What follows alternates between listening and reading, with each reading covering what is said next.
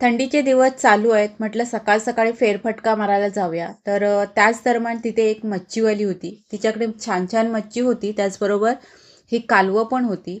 तर कालवं म्हटलं तर जास्त करून मी गावी गेल्यावरच खाते, कारण की तिथे फ्रेश कालवं मिळतात आणि तो रस्सा पण छान लागतो आणि ती कालवं भरपूर प्रमाणात असतात.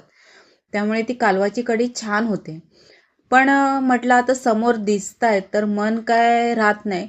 म्हटलं थोडी तर थोडी, तर ही थोडीशी कालवं आहे, तरी पण ती 100 रुपयाची कालवं आहे.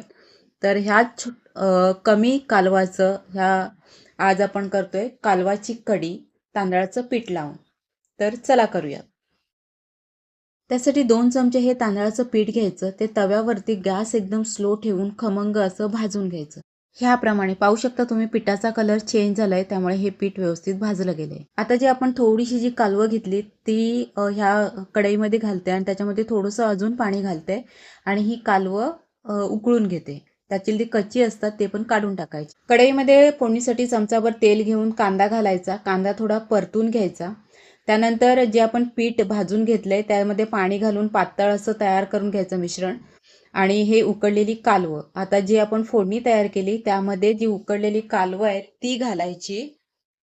त्यानंतर जे आपण तांदळाचं पीठ मिक्स केल्या पाण्यामध्ये ते घालायचं.